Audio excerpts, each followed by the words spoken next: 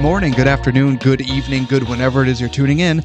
Welcome back to TicketPrice, the only show on the internet that asks the question that matters: are these movies worth the ticket price? In other words, are they worth your time and money? Thank you for joining us, and with you as always, co-host of the show and the voice. My name is Jake, and with me as always, sitting across the way, co-host extraordinaire, and the only man who thinks it would be fun and entertaining if we signed up for the Badwater Ultra Marathon.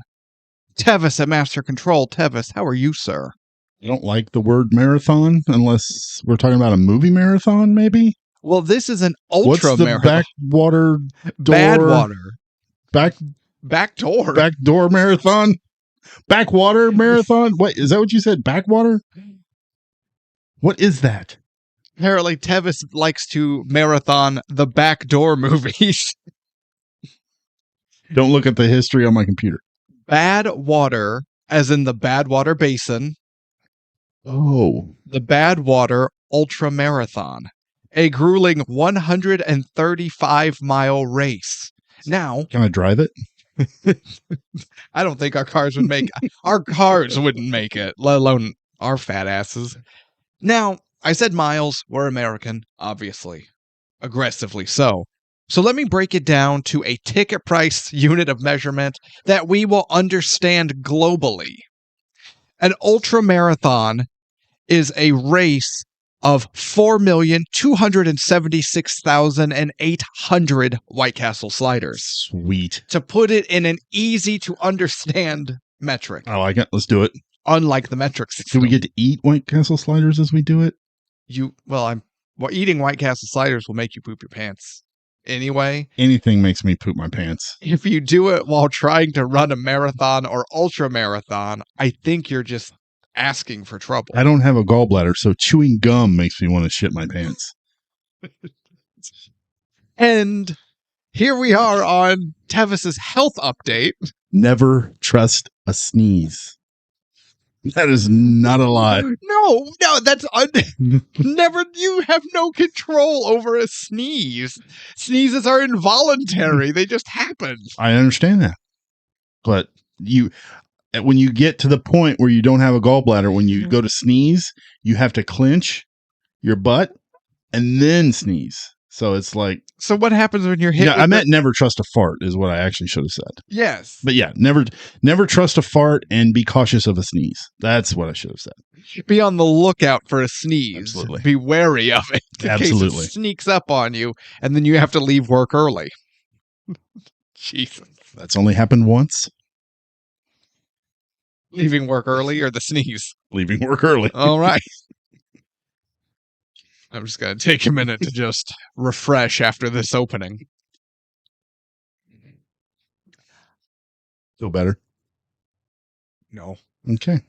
I feel less parched. So, Tevis, today, episode 89. 89. 89, and we are looking at The Incredible Hulk from 2000. Starring Eric Bana. No. And Sam Elliott. Okay. You didn't watch that one? I watched that one. Would any movie be made better with Sam Elliott? Yes. However, that is false. If you've ever seen the Eric Bana Hulk, Sam Elliott did not make that movie better. Yes, he did. He made it tolerable. No, it's not. But his acting and his involvement is still the best part. That's true. That is Thus, true. it was made better with his involvement. That's true. And Jennifer Connelly was in that too. Was she really? She was. Was she Betty? Yes. I think. We're not talking about Ong not Lee's. Good. No, we're talking about that's the Hulk. We're talking about the Incredible Hulk from 2008.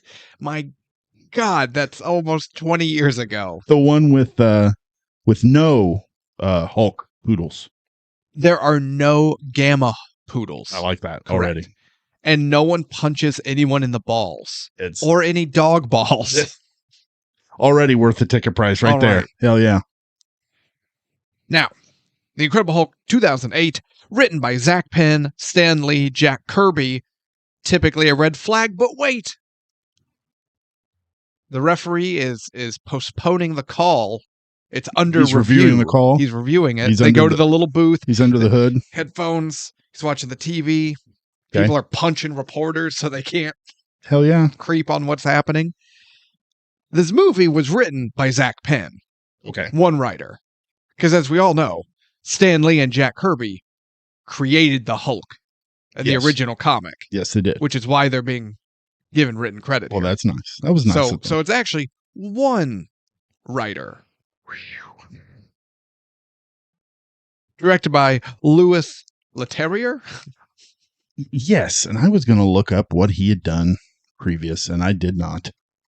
You know, Your Not preparedness is thrills me. a lack of professionalism. The best part about the camera is now when I'm disappointed, I can just deadpan to it like I'm in the office. Oh. Okay. I don't want to look up what he's directed anymore. Oh no. I'm done. Don't get your hands off mine. Get your eyes off my screen. He's looking up the backdoor movies Ugh, again. Yeah. So he I think I saw one title in particular that I went, the Transporter.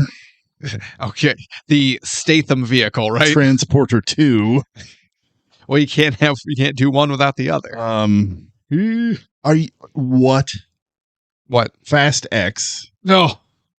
But You mean the one that made Vin Diesel so angry it may have canceled the franchise? apparently not, because there's Fast X Part 2 coming out next year. Gross. Shut my mouth. That's what I get for not keeping up with the Fast series. Yeah, I don't like it. It has all my favorite actors in it, like Vin Diesel, Dwayne Johnson, Jason Statham. Jason Momoa. That's who I was forgetting. Jason Momoa. Everybody who I actively try to avoid. Is it ludicrous? Sure. I mean, those Fast X movies are ludicrous. So. I can just deadpan to the camera. So now they can commiserate with my misery. They can feel it. They can commiserate. And he also did the 2010 Clash of the Titans. You know what? I didn't mind that. I did not like that one. It's not as good as the original. No. Maybe we'll do it for a showdown. We should do that. Watch Harry Hamlin just kick everybody's ass. Oh, absolutely. That little bird, the owl. You know, I put a little bookmark on it so I'd get back to it. I was going through YouTube. You know, my algorithm. You screwed up your algorithm by looking up Clash of the Titans?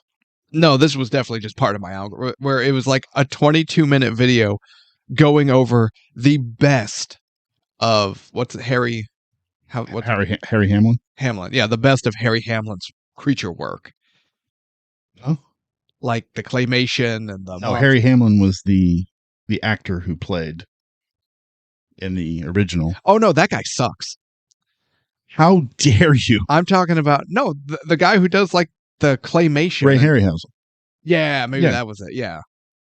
Going over like all the classic claymation monster work he's done. And it's got like the skeletons from Jason and the Argonauts. It's got the Shiva statue from the Golden Voyage of Sinbad. Oh yeah, that shit's awesome. Okay, the Sinbad movies, as in the fictional fantasy pirate character, not the comedian. I need you to did not like the Sinbad movies? I need to be very clear with this statement.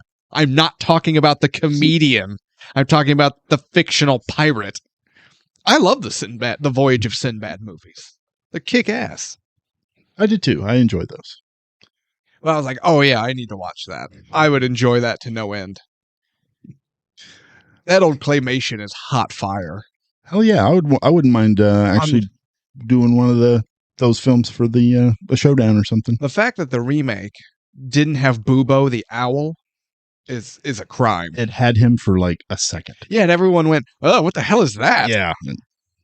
He was one of the best parts of the original. Which that got a chuckle from all the 80-year-olds in the audience who remember the original. I chuckled. Which is why we chuckled. Anyway, back to the Hulk. All right. Starring Edward Norton, Tim Roth, Liv Tyler, and Mother effing William Hurt. As much as I like Sam Elliott, William Hurt is a really good Ross. He's a fantastic Ross, Yeah. but we're not there yet. All right, budget. Made with an estimated $150 million. Are you kidding me? No. Holy God. Did this movie make money? With a worldwide gross of $264.7 million. Damn. Most of that was mine, I think. Yeah, because you went and seen this, what, like 9 times? We'll get there. Actually, I think awards, 2 award wins with 10 nominations on top of that. So, Tevis, what is your history with 2008's The Incredible Hulk? I have no idea when I went to see it. I don't know if I went to the theater to watch it. I don't know if I rented it. I have no clue. I've never really been a big Hulk guy. And I did go see that Ang Lee version. I got a good nap out of it. That was the best part of it. What? You didn't like all of Hulk's introspective running through the desert like he's Forrest Gump? No, I did not. Hulk just felt like running. I feel like jumping.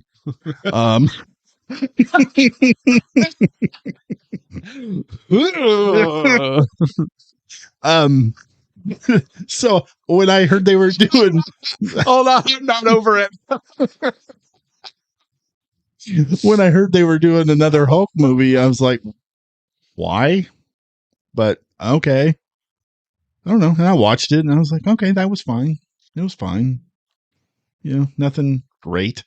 Oh, it was nothing great. But no, it was fine. So what's your history? Oh, you mean this one? Yeah, this one. Okay. I thought you meant Ang Lee was Ang Lee was terrible. I don't remember anything that happened in the final act. He falls into a pond that is also his father, as the father lake drains the gamma out of him. But the father lake cannot handle the amount of radiation.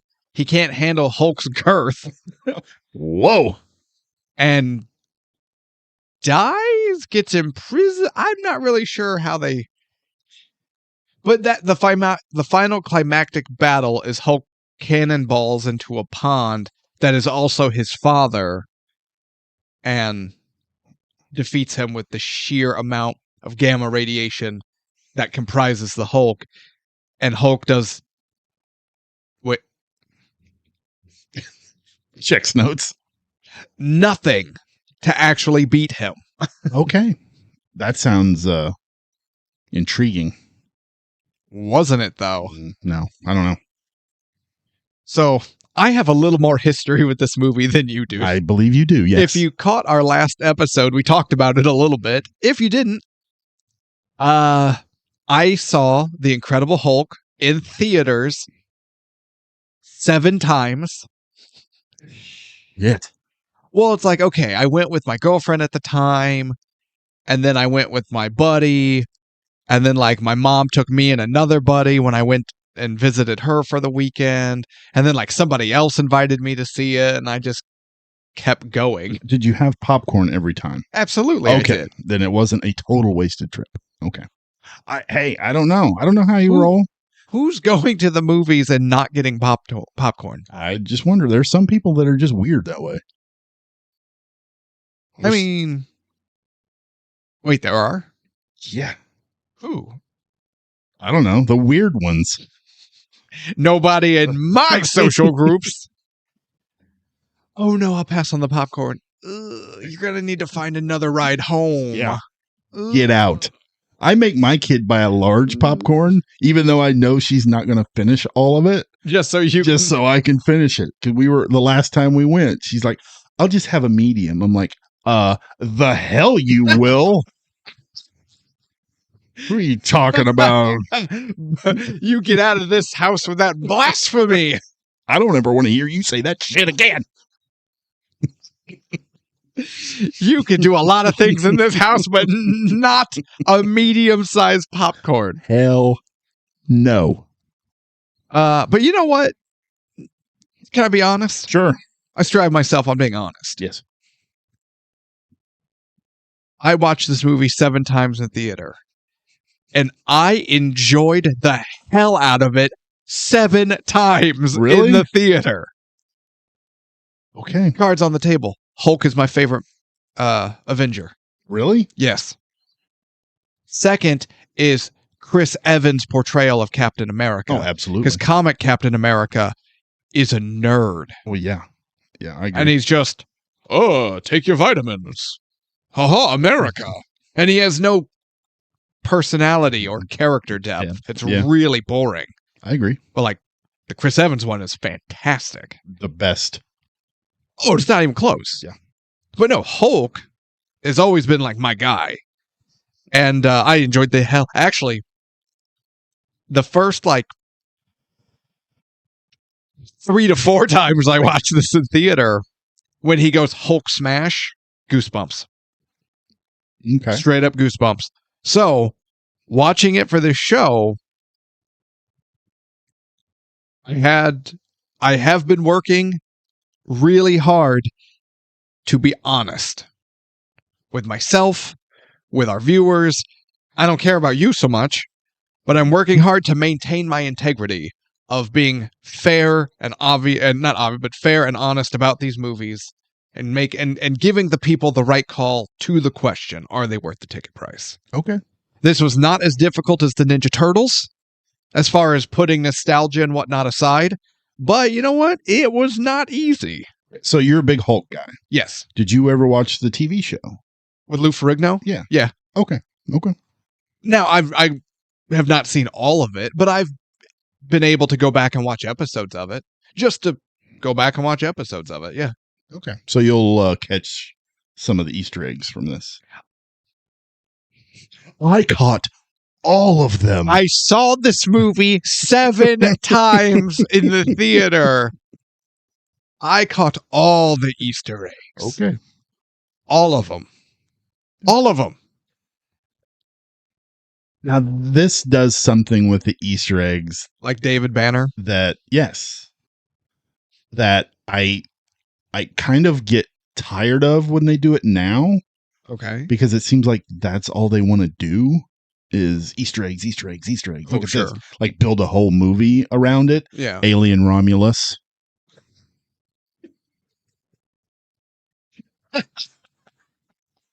Now you get to deadpan and mug at the camera.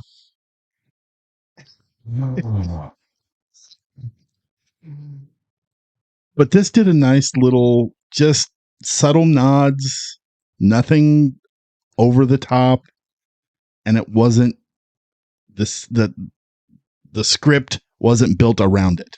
If you didn't get them, it wouldn't matter. Exactly. Yeah. Which we're going to get there. But also now I feel like, okay, Hulk is my favorite Avenger / oftentimes my favorite Avenger villain. Hulk. Okay. But we all know the best IP in Marvel with the best characters is It's X-Men. the Eternals. Yeah. Fuck the Shut your stupid ass up.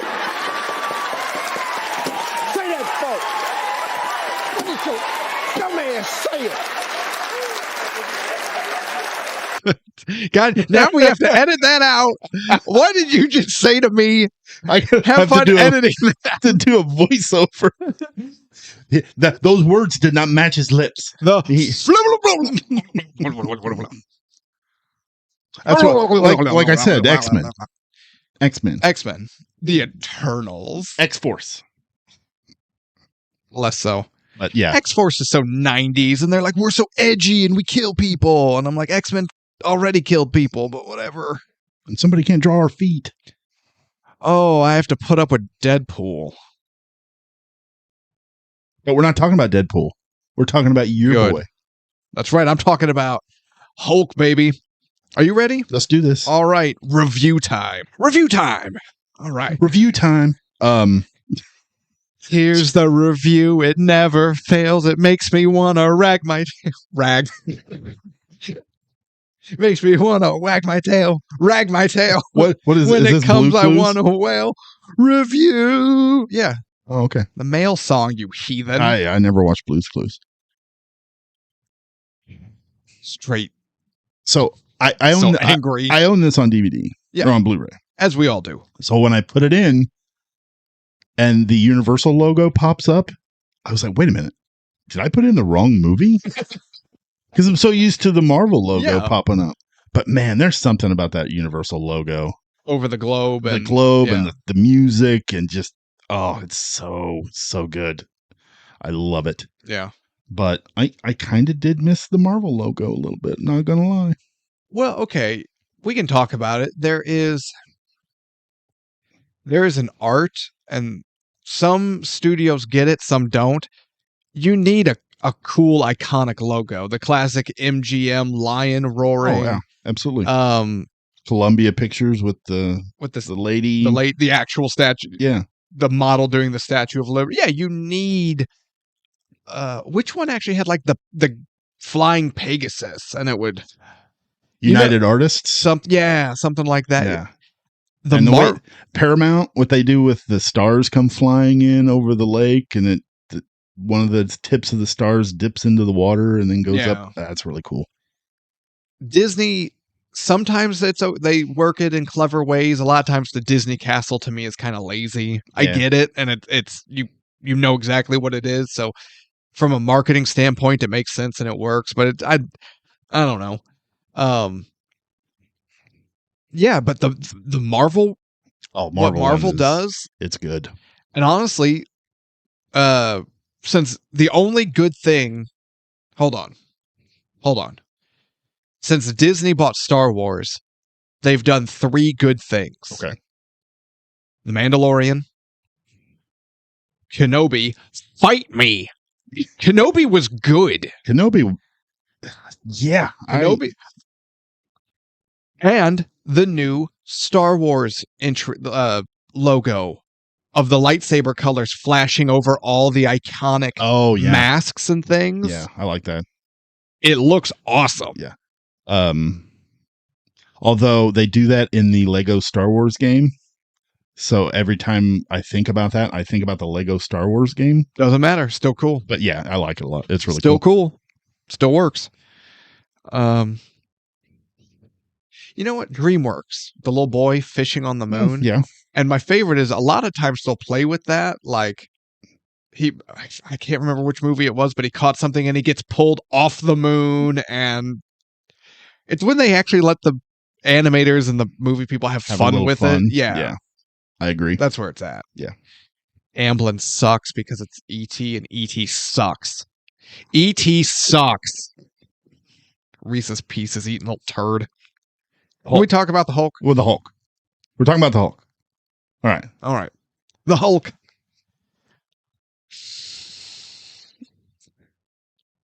The first sigh. I'm conflicted. Okay. We get an opening montage. Love it. Lazy. No. There's no narration, though. That's good. There's no sound effects, just the generic bland score. Yeah. That kind of sucks. Score's kind of me. But it covers the entire origin story, so we don't actually have to waste time with the origin story. That's good. I'm conflicted here. There's Not me. equal parts good and bad with this. The music is kind of mid. Bland. Uninspired. Yes. It's lifeless. Very much. Oh my God, I just realized that sticker on your laptop is Pinhead screaming. Hell yeah. Oh, gross. It's looking at me. You know how I feel about Pinhead's face. I know. I love it. Next time I'm going to get a poster and I'm going to put it right over here. Yeah, you're going to put So it. it's You're going to looking put at it in you the the whole bathroom time. facing the toilet when I have to go potty. He's just going to be looking down, holding the box, going, He's looking down at my box. Yeah. What? Um, No, I'm trying to be fair and honest. We've given a lot of movies crap for uninspired montage openings before, but sometimes it's done well, sometimes it's not. This is somewhere in the middle for me. It's not bad, but it's nothing to write home about. The thing I like about it the most is it gets through that origin story right away, so we don't have to have another Uncle Ben is getting killed or Batman's parents again. So yeah, but nice. I like it when Batman. I know you like watching those the pearls go flying. Yeah, I do. Yeah. Up here's Thomas. Martha, you old bitch. See ya, kid. Take this, you billionaire mother. Who killed Batman's parents? I killed Batman's parents. Pew, pew, pew. Pew, pew. Pew, pew, pew. Poor Martha. F Martha. Especially if we're talking about the Joker with Joaquin Phoenix. Those actors are way too old to have 10-year-old Bruce as a son. I have no idea. I don't remember. We're talking about the Hulk, damn it. But no, so again, I'm not an origin story person. I find them boring, which is usually why the second movie in a franchise tends to be my favorite, because we're past all the origin. I agree. And we get to the good stuff. Yeah. This gives us the origin while letting us get to the good stuff. So that's a plus for me. Yeah. Then we see Bruce. He is in Brazil. I know she's watching. Anna. They're in Brazil. Were there children on a train that needed to be dispatched? We'll get there. Oh, okay. We have to dispatch a train. Pew, pew! Pew, pew, pew, pew! Up here's train car. But no, we see Bruce in his little apartment. I actually really appreciate this.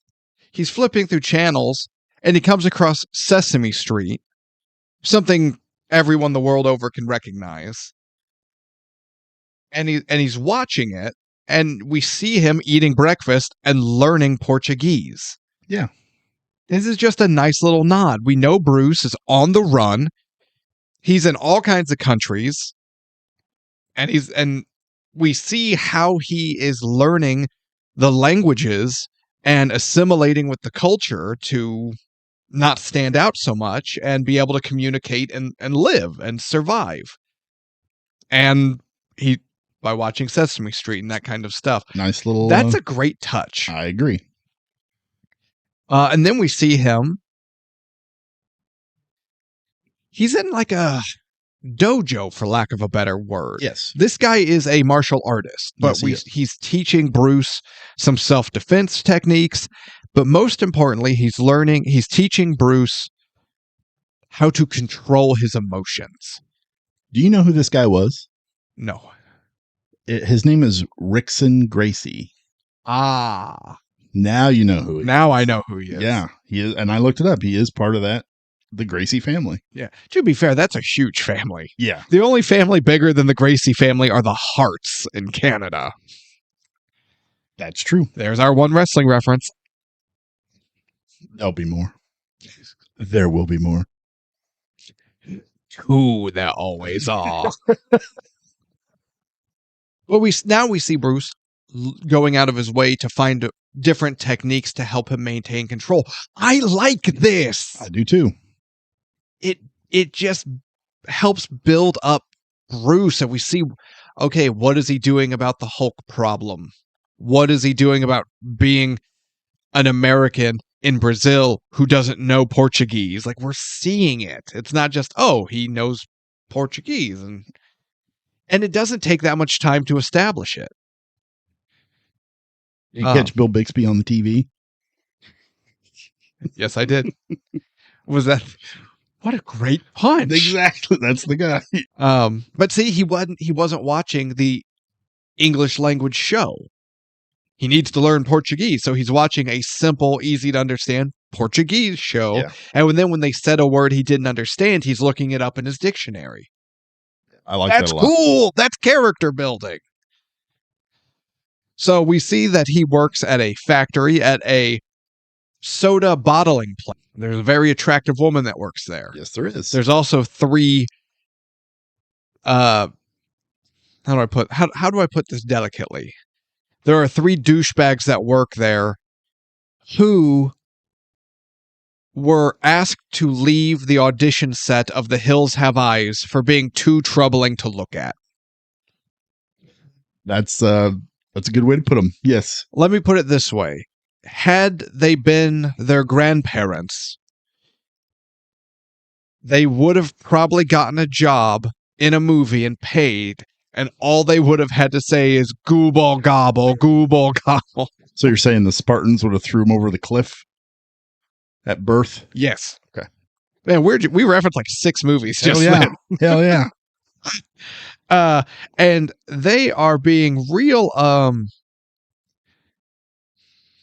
aggressive to the attractive lady. The leader, and how he's the leader of this group, I don't understand, but I don't think the one guy has vision in his one eye, so that probably doesn't help him. I think he's the only one that can form words. Yeah, you know what? He might be. Of their trio, he's the one gifted with speech. Yeah. But he was not gifted with height. No, he was not. Or hair. Although, were any of them gifted with hair? I think so. Okay. I don't want you to feel personally attacked by these critiques. I already do. Okay. Thank you. But we see Bruce cannot just sit by and watch as these guys are being a little too forceful towards her, and he intervenes because he's a good guy. Yes, he is. And they kind of trouble ensues, and we get the classic, "Don't make me angry. You won't like me when I'm angry." Except this movie has a little fun for it because Bruce doesn't know Portuguese, and he says, "Don't make me hungry. You won't like me when I'm hungry." I hated that. Oh, hated that. No, it's fun. It's fun. It's terrible. It's fun. Terrible. Fun. Not everyone is miserable. You miserable ass. Terrible. You're terrible. How do you like that? You devil's reject looking motherfucker. They call me Dr. Satan.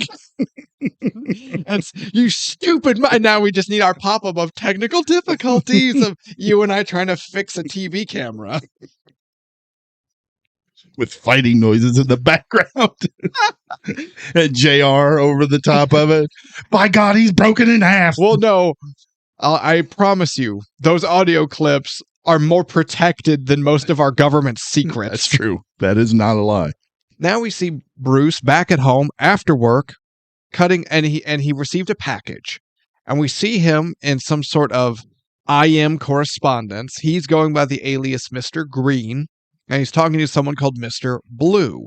And they're going over different ways to synthesize an antidote for Bruce's gamma radiation.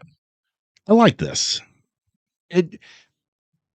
To me, I like this because not only does it help set up the rest of the movie, which works, but it also completes the well-rounded image of a typical day for Bruce Banner on the run. Yes. He's learning languages to live in whatever, culture whatever country he's in and with the culture he's in. He's working to support himself. And all the while, with his free time, he's hunting for a cure.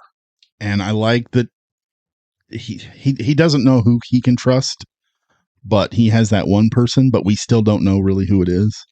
So I like this little mystery type of deal. Yeah.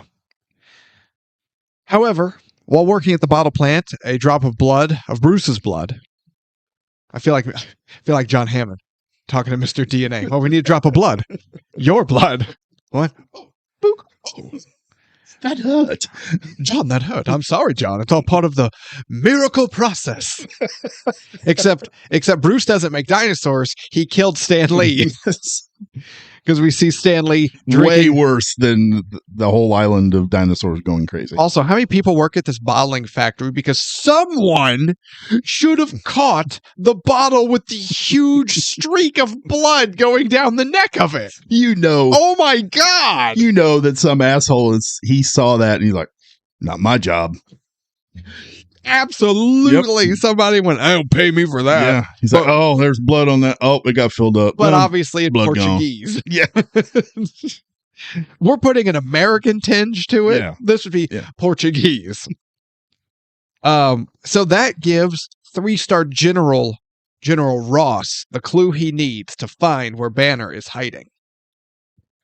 Man, William Hurt. he is so good. Great. He is so good. I am R.I.P., right? Absolutely. He passed, unfortunately. Yeah, and that's when Harrison Ford had been recast to do. Can we stop Ross. casting Harrison Ford? No. He's so bad in everything. No. And he doesn't like any of the projects he does. He drags them. He's awful to work with. He's overpriced. He does a terrible job. And he ruins whatever he's on. You watch your mouth. No, Harrison Ford sucks. He should have hung it up years ago. Technical difficulties. Mother! Chair shot. If you want to peek behind the curtain, when we're done recording here, we're going to come up with a technical difficulties logo, and then we're going to record like 3 or 4 different overarching sound effects. and just bleeped out cursing, chair shot, whatever. Sound of tables being destroyed. Someone going through a windshield, maybe some Three Stooges. Just all kinds of stupid. Yeah, that's stay tuned. That's happening. Anywho, Ross calls in a team, and they put together a special forces unit to go down there and find Bruce. And the military commander, maybe another general, the other guy who... Blonsky? No, Ross is talking to, and he's like, "I know you called in some chips for this, Joe. I appreciate it." Oh, I don't remember him. I don't remember Joe. Okay, whatever his name is. Okay.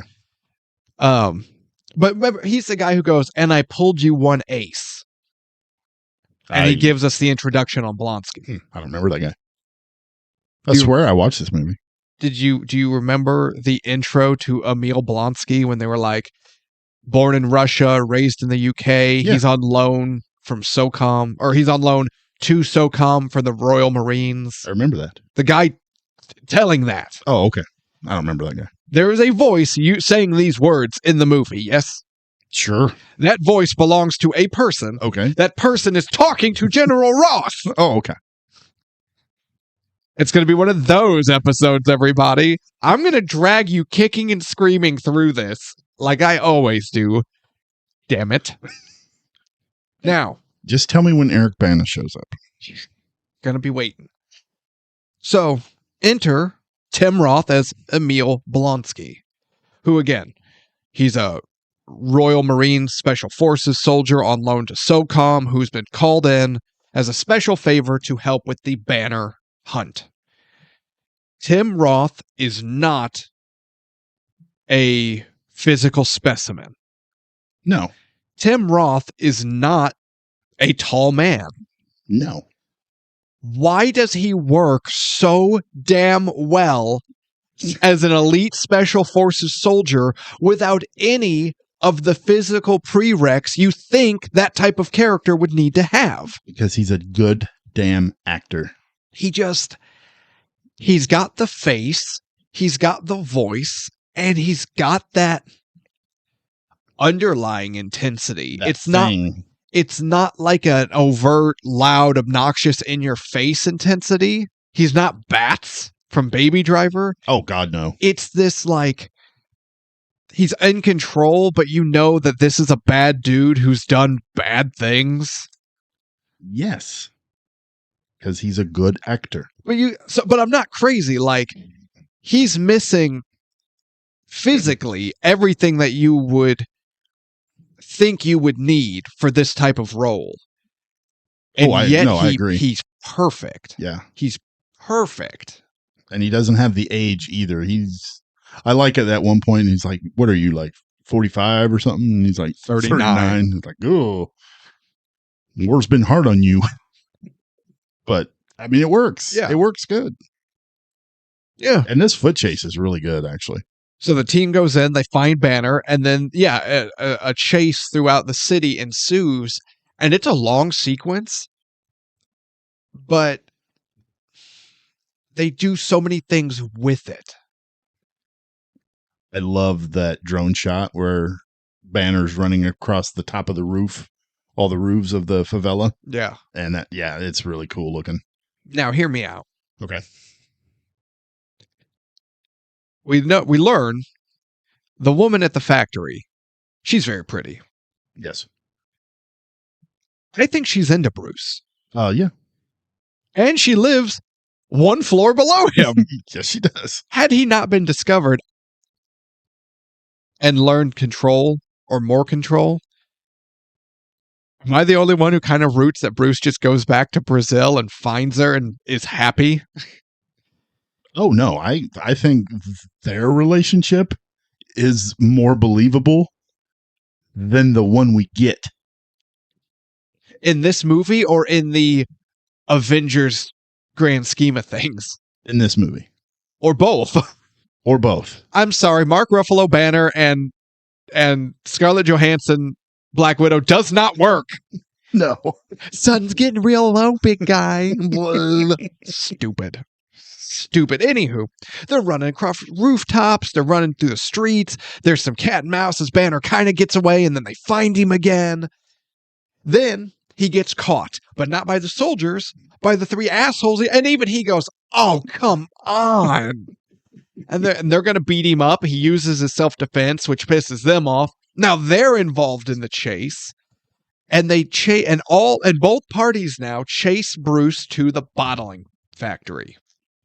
The jerks he works with catch him and start beating him up. Then the soldiers come, and that just makes the situation worse. This whole scene is so damn cool. Yeah, it is. It takes like 25 minutes to get to it, but give or take. Yeah, but man, when we do, just from the moment they get in there and start waylaying on Bruce, we get the heartbeat of his watch. His heart rate monitor is going off, and you're like, oh god! And then his eyes turn green, and you just go, uh oh. But what I like the most about this transformation? We don't see it. Yeah, we don't see the transformation, and we never see Hulk more than silhouette. That's fantastic. Except for an arm that reaches out of the shadow and grabs that guy. And then when it's just Blonsky and Hulk's face it's still obscured in shadow, but Hulk's face emerges into the camera and they lock eyes and you just go, oh shit. Yeah. But what I like about this specific transformation sequence and the ensuing chaos is that every time we see the Hulk in this movie, we see a different side of Hulk. Mm-hmm. Okay. And I'm not talking about Banner, I'm talking about Hulk himself. And I don't think this movie gets enough credit for it, as we'll get into when we do the reviews. We see the Hulk's transformation and this whole sequence from the perspective of Blonsky and the soldiers. Yeah. And guess what?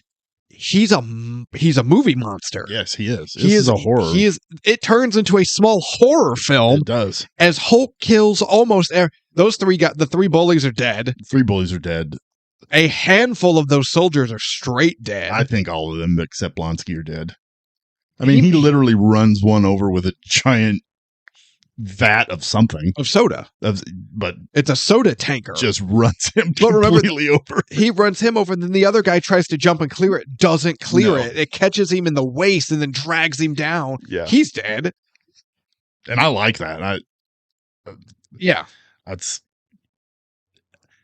I feel like it was that was missing a lot in the later versions of the Hulk that we get. The monster. The monster. But that is the perception we get in this opening transformation is movie monster. Yet it can be deceiving. It can be deceiving. When you see this movie 7 times in the theaters, you're going to notice it. Or if you watch with subtitles. Did you watch with subtitles? No. He transforms in the darkness. It's really low, but Hulk has a line of dialogue. Really? The subtitles pick it up, and if you listen like super close and you're listening for it specifically, you'll catch it. Turn your volume up, but you've got surround sound. You'll probably catch it. Yeah. It's real low, but you hear Hulk say, "Leave me alone." Oh, yes. Okay, I did hear that. But you don't really catch it. I mean, it's easy to miss. Yeah. And then it's full horror movie. But it's still there. Yes, and that's Because that's a key component of Hulk's character.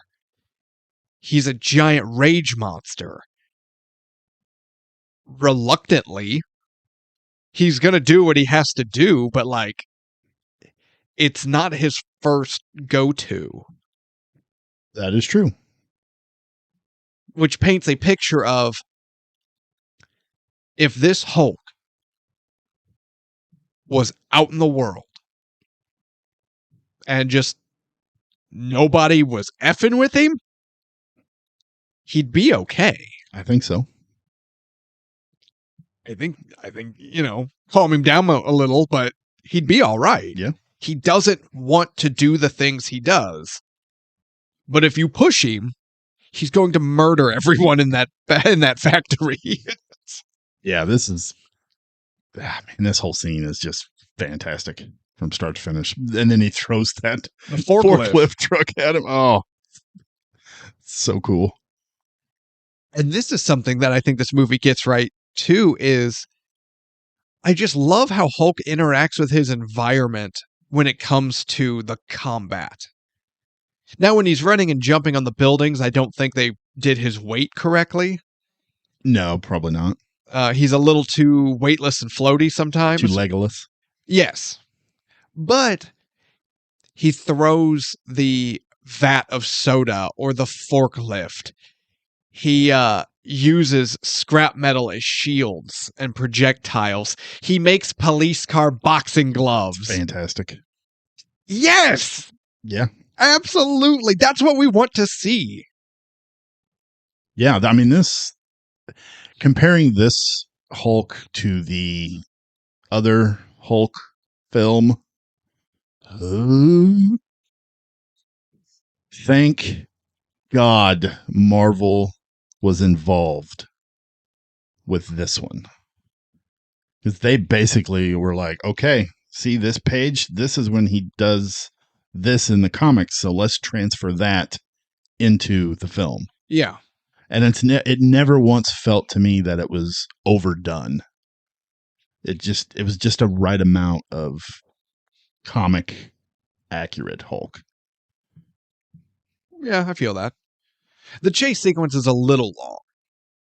We could have trimmed some fat from that. The first one through the city. Yeah, it was a little long. It gets a little long. Yeah. We could have trimmed anyway. Still enjoyable. Failed cure attempt, military search, chase scene. So now Blonsky is clued in as to what he saw as far as that monster is Banner. Yeah, and I love his line. He says he threw a forklift truck at me like it was a softball. Yeah, but later in the conversation, it's when William Hurt hits him with, "It was him. It was Banner." And Blonsky goes, "I'm sorry, sir, but you have to explain what that means." "No, I don't." What a great Ross line. "No, I don't." Yeah. He gets a lot of good lines in this. Like Well, what's he say at one point where he's telling Blonsky about the experiment that Banner did? He says something to the effect of, something went very wrong or went very right. Depends on who you ask. Yeah. It's like, oh yeah, that's a good line. Yeah. And something went very wrong.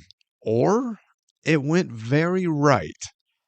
if William Hurt is in your movie, you give him the best lines. Absolutely. And he's going to deliver them perfectly.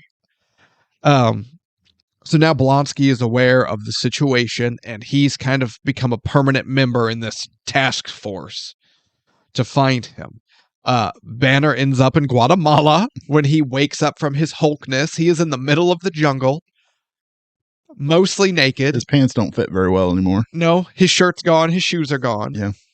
And he is lightly stepping through every step. He just looks like the most pain. Ugh. He walks like I do when I'm barefoot. I'm always just like,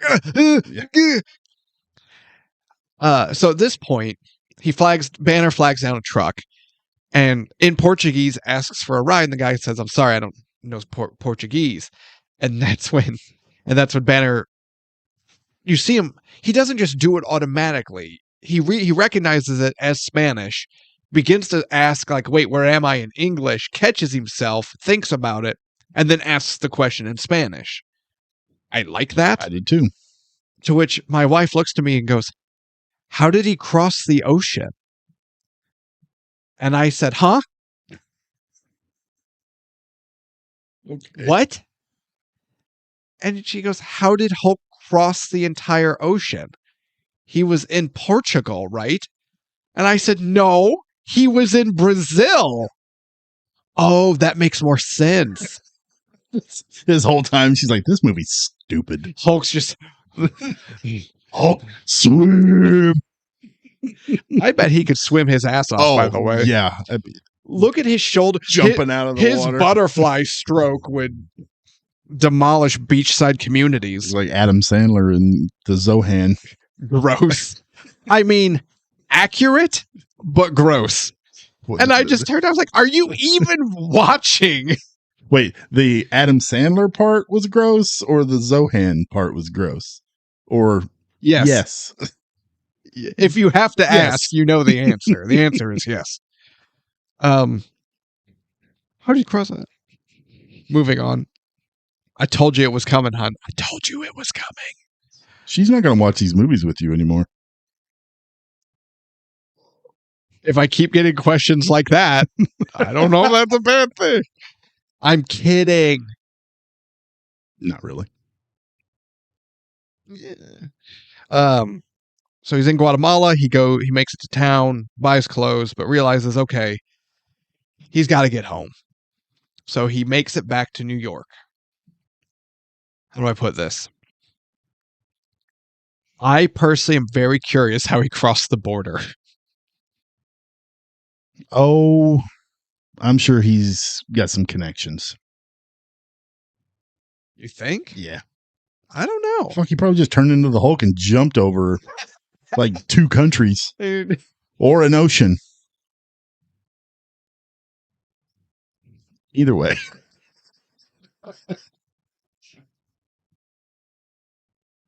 So he makes it back home where he runs into his old friend, Chef Boyardee, Paul? Stan. Or Stan. Yeah, sorry. The actor is named Paul. He was the voice actor of Spider-Man from the 60s animated show. No shit. Yeah. That's awesome. I know. I thought that was cool. But my God, he's aged into the most Italian stereotype I've ever seen. A little bit. He was also the voice of, was it Hermie from the Rudolph Red-Nosed Reindeer? Really? Yeah. I knew you would like that. Why'd you get so pointed with it? I knew you would like that. I knew you would like that. Also, he was the voice of Santa Claus in a TV show called Wish Fart. And I'm sorry, sir, but you're going to have to explain that statement. That's all I got. Thank you. No more questions.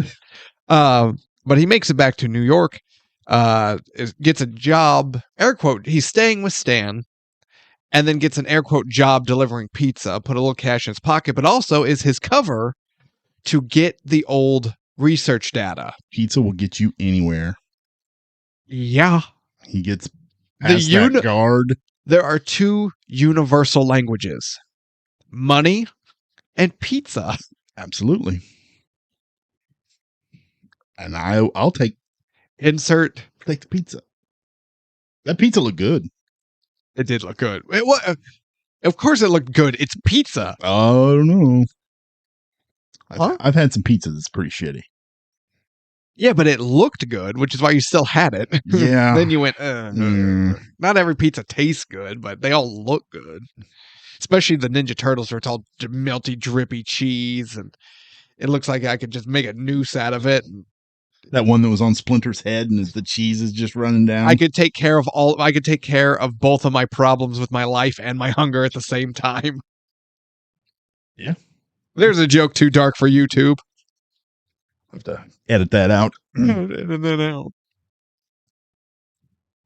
But he sneaks in to the lab. Surprise, Lou Mother effing Ferrigno. Hell yes. My God, he's huge. Still. Well- my God. Well, probably not, for 08. Oh, yeah. Yeah. As far as 08, because I mean, now, almost 20 years later, how old is Lou Ferrigno? I don't know.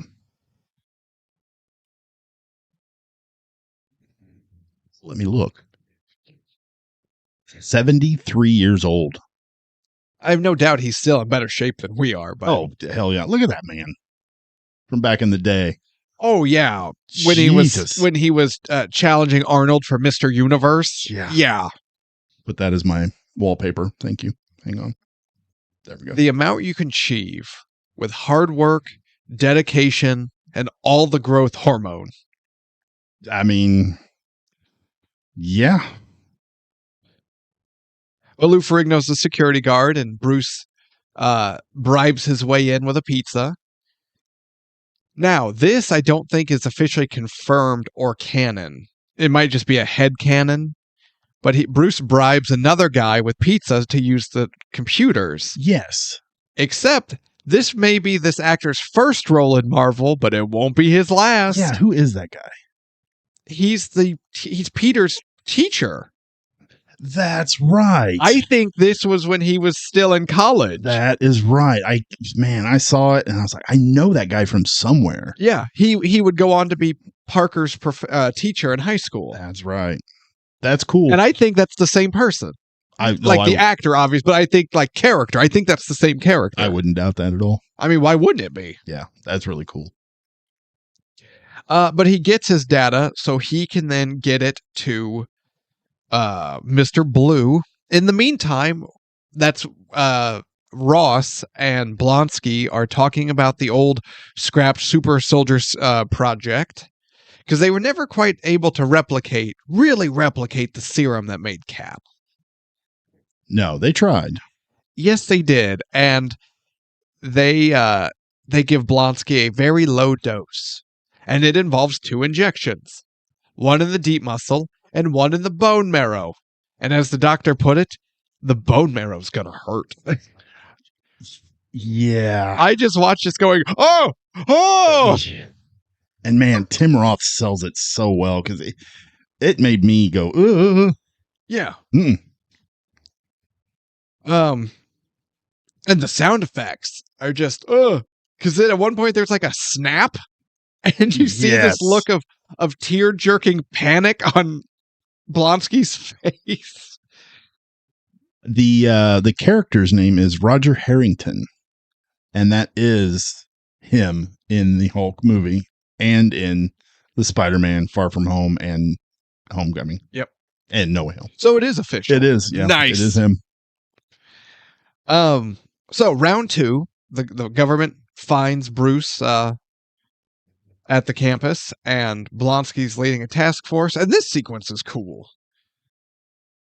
Yes, I enjoyed this a lot too.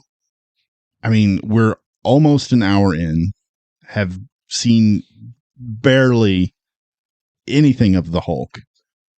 And I honestly was not like, there's certain movies that you're like, okay, come on, just hurry up, show the monster. I want to see what he looks like.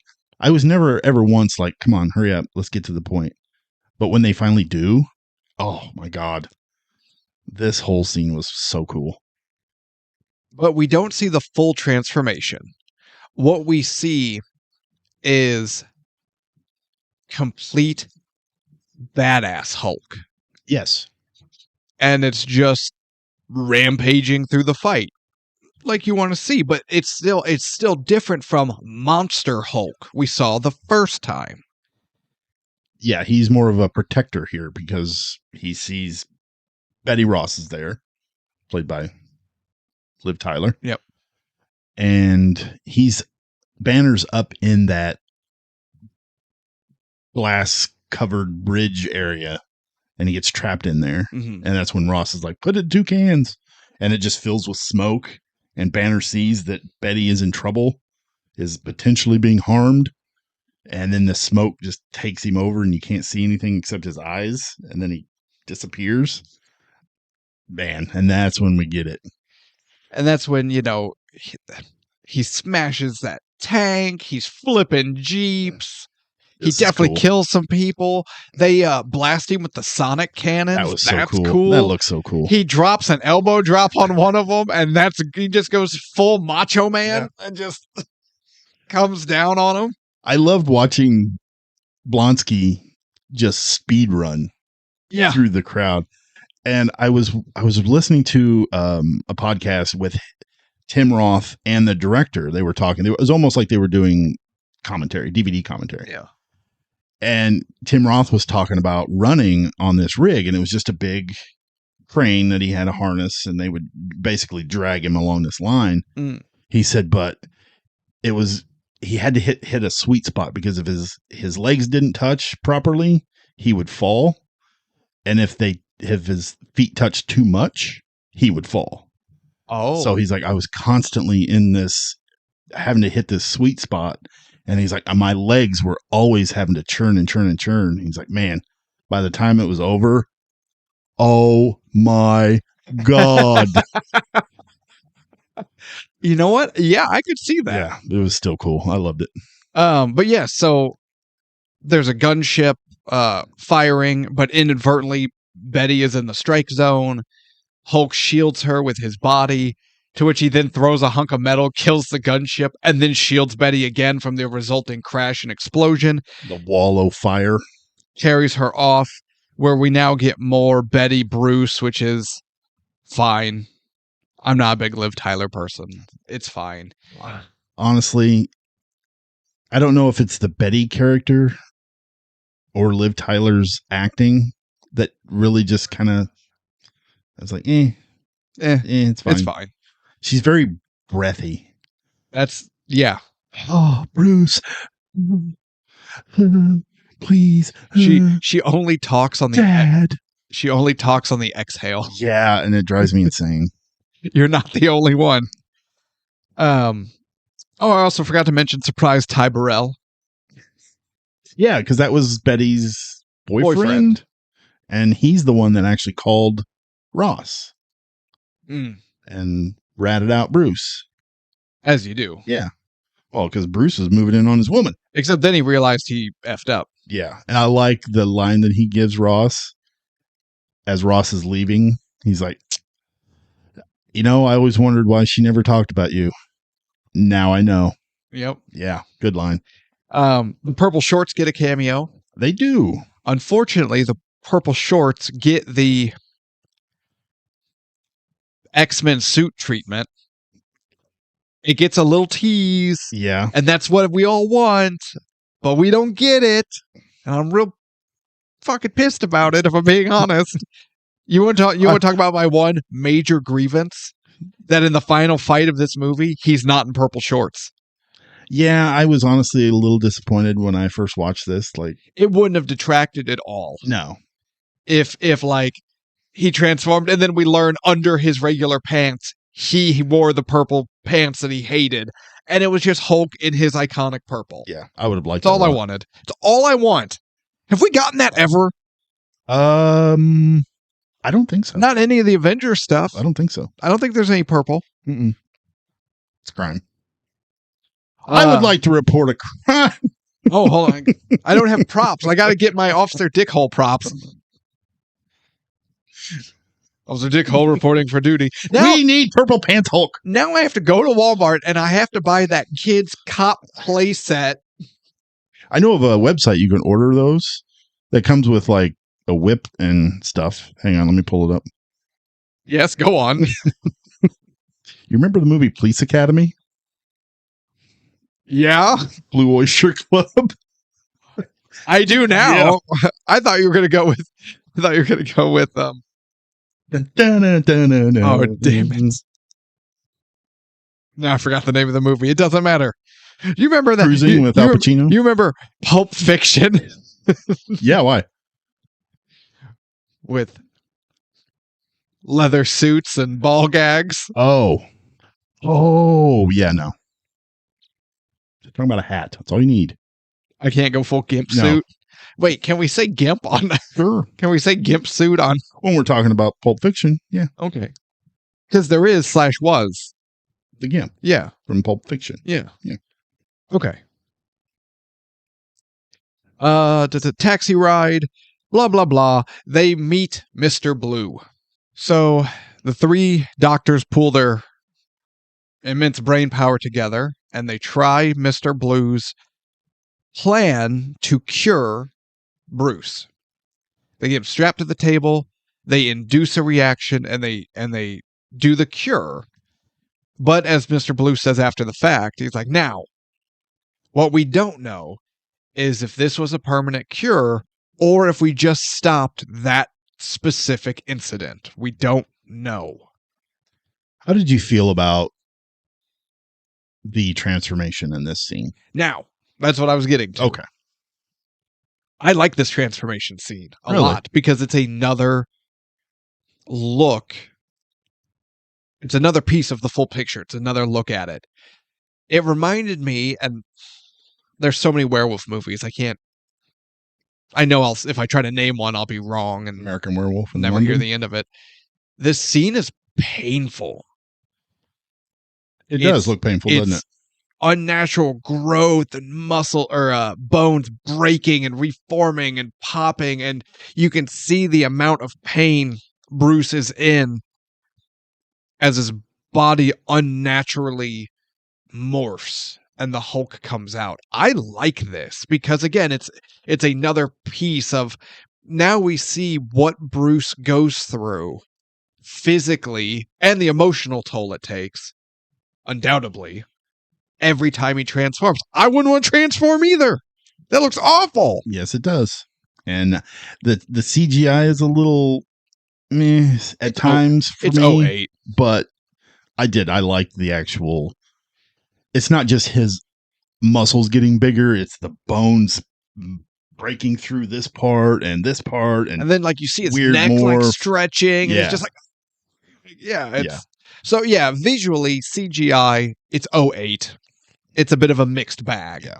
But the idea of this scene and seeing this part of the transformation, it's not as bad as Blonsky's abs. The Tim Roth head being superimposed on the body of someone with washboard abs. That just, yeah. Now, though, to keep up with Hulk, they give Blonsky another injection. Now, we talk about that not looking great. How good it is as like he's walking all hunched and it's unnatural and he's pale and sweaty and he's looking over himself in the mirror almost like, oh God, what am I doing? Yeah. And then you see his spine this was cool. and protrude out of his back. That looks great. Yeah, I like that a lot. However, with the antidote taking effect, not sure if Bruce could even transform anymore. A sniper gets Bruce with a tranquilizer dart. And then Blonsky and the team move in, and Blonsky slaps him trying to force a transformation so they can fight again. Because Blonsky is definitely obsessed. Oh, he's obsessed. He's pissed off that he lost. He's jealous and he's of a fighter. He's jealous of what Hulk is. Yes. / what Banner has with Hulk. But that trank not gonna make sure that heart rate doesn't get up. With Banner in custody, Blonsky sticks around and forces Mr. Blue to inject Blonsky with Banner's blood. So this is kind of what I was going to talk about a little bit ago. When Blonsky takes the form of the Abomination. Yes. And the doctor gets knocked into the equipment, falls down, cuts his head open, and you get Banner's blood dripping. When I sat and I first watched this, I knew right away who this guy was going to be. Oh, we all did. Yeah. Yeah. But I've watched Captain America, Brave New World. Mm-hmm. This actor makes a return as this character. Mastermind. The leader. Yeah. He looks terrible. The leader? The leader. Oh, okay. Yeah. He looks awful. It's so bad. Like, pull up a picture. I haven't seen Brave New World because honestly I don't want to watch how do I put this? I don't want to see anything with Indy. And I watched Falcon and the Winter Soldier. And I think I'm good. I don't really want to see that duo anymore. Yeah, it's not a good movie. I'm shocked. I'm shocked to my core. You mean Marvel and Disney haven't been able to do a single good thing since Spider-Man Far From Home?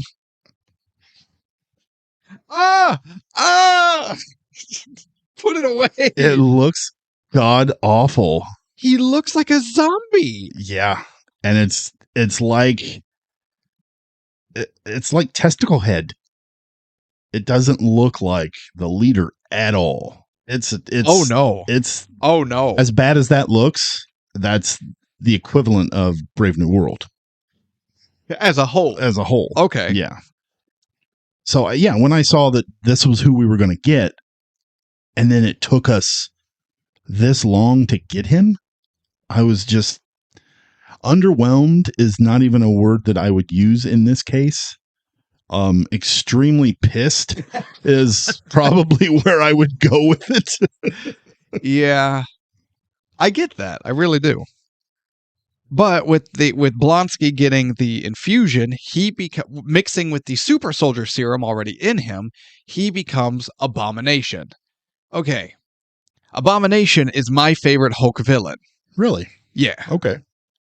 I can't tell you who mine is because I don't have one. Abomination. It's the leader from Brave New World.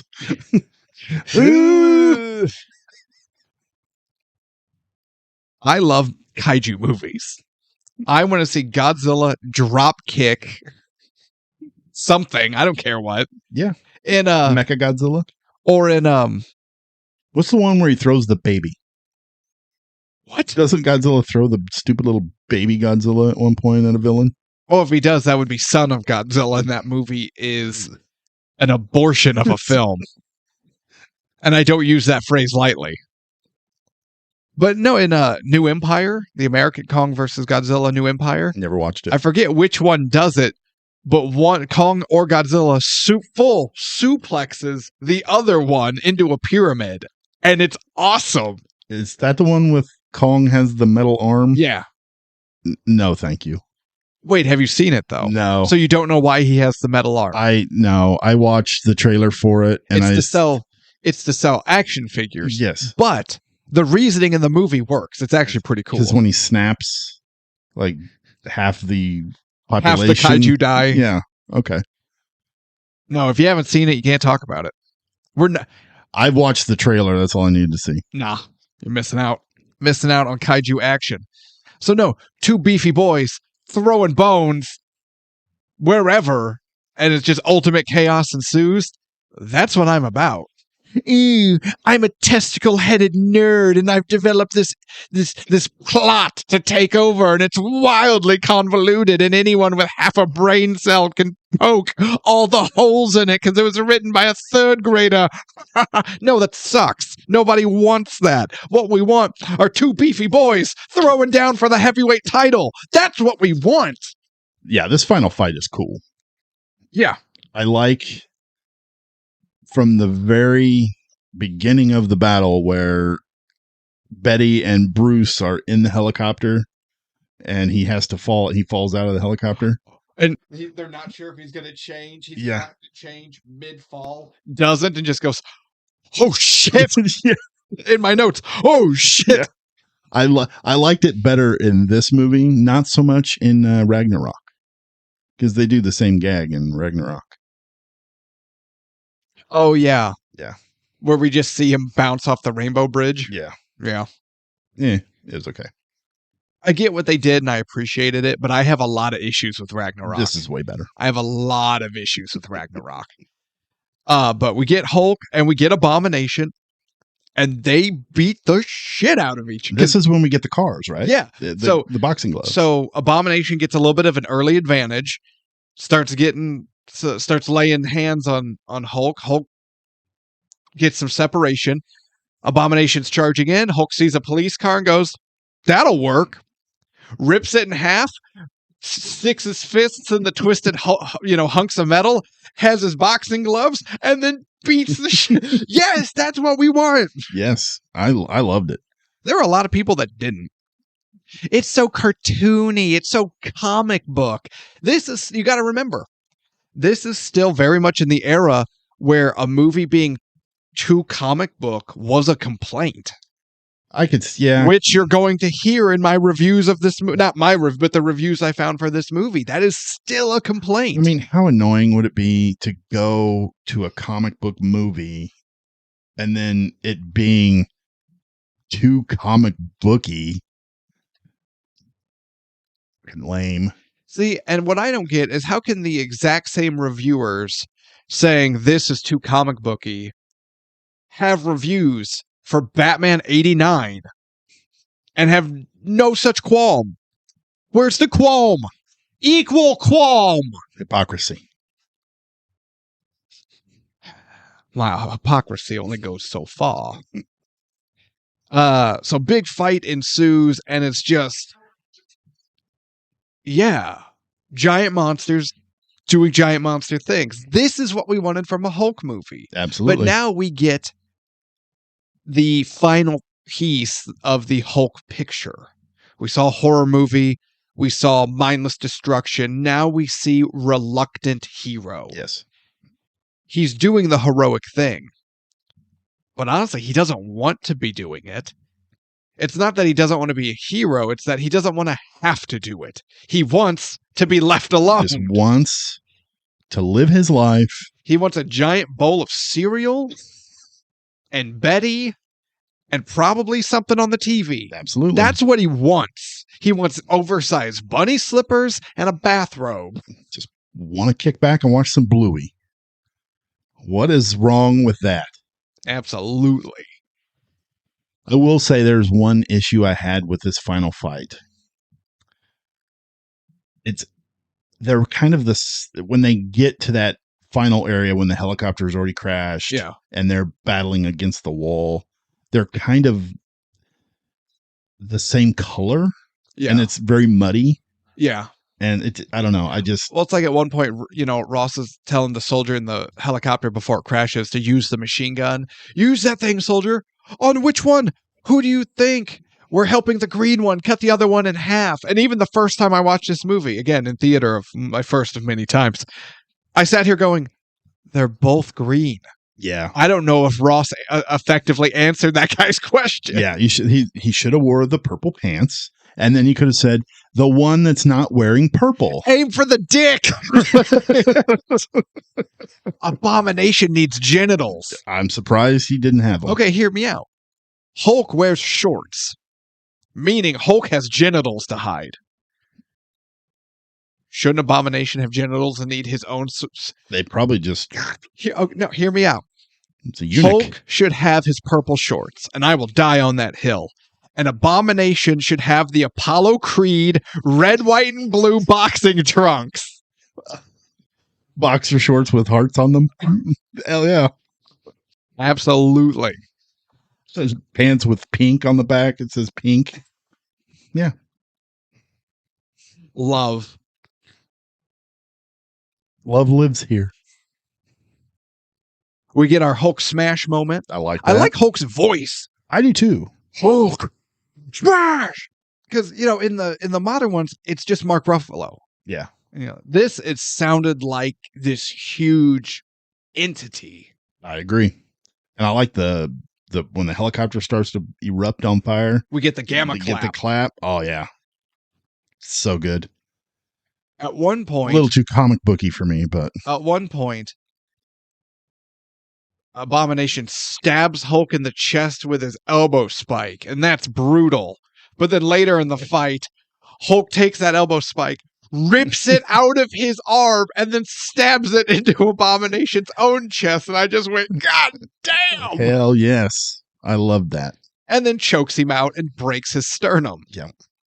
And then they won't leave Hulk alone, and he runs off into the wilderness to find solitude. And that's pretty much the movie. Yeah. Was there anything you wanted to touch on? What was your thoughts on the end credit scene? I liked it, especially at the time, because I was frothing at the mouth for what the plan was and how they were going to very slowly put together the Avengers. I wanted it. Oh, intravenously, I wanted it. So I thought it was cool, but you got to remember, this was so early in the process. I think the original plan was to follow comic book accuracy and Hulk be the original Avengers villain. I think so too. And I would watch that. I would have too. I would have loved that. And I like Loki. And I like the first Avengers movie. I agree. But if the first one had been Hulk is our bad. Yeah, I agree. And this was only the second of the Marvel movies, so I think it might have been the third, because I think Iron Man got 1 and 2 out. No, it was this one, and then it was Iron Man, and then this, and then 2 came out, because they filmed Iron Man and this at about the same time. Okay. Yeah. 2 didn't take too long to follow that. Oh, no. Okay. No. They knew they had a hit. They're like, hurry up, get this out, and it shows. Yeah. Oh, no. Iron Man 2 is... I don't like Iron Man 1. Iron Man 1 is fantastic. Iron Man 2 is not. Iron Man 3. It's okay. Meh. 2 is bad. 2 is bad. It's not as bad as Thor 2. I would rather watch Thor 2 than Iron Man 2.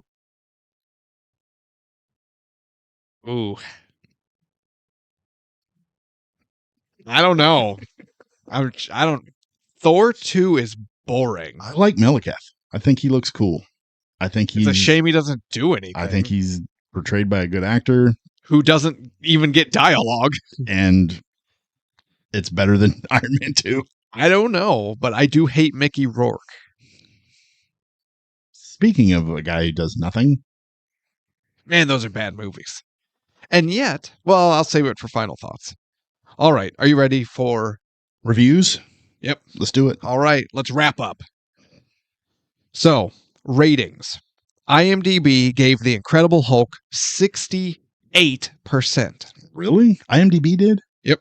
Okay, that sounds about right. With Rotten Tomatoes giving it a 6.6 for a grand total of 134 points out of a possible 200. Too low. Have I explained this since we've gone to video for the YouTube audience? I don't think so. So when we do the ratings, we look at two of the big boys in ratings that average movie-going audiences look at: IMDb, Rotten Tomatoes. Now, in their own way, they are both a 100-point scale. Yes. So all we've done is taken that and combined them together for a grand total. So the grand total score could be anywhere from theoretically possible 0 to a theoretically possible 200 total. Correct. Gotta make sure everybody's on the same page. So a grand total of 134. Both of these are too low. I agree. If I'm being honest, I would be hard-pressed to go higher than 80. I'm hitting like 77. See, I'm thinking 78-ish. Yeah. Yeah. That's where I'm at. That's what I'm saying. If I'm having a good day, I could be argued into like an 80, but it wouldn't be higher than that. if I'm being honest. Reviews. Do you want Ebes or The Guardian? Let's do The Guardian first. Hold on, I'm going to need a drink of water for this review. I forgot I had a drink down here. The Guardian had this to say. Critic remember Ong Lee version. Ong Lee version slagged off.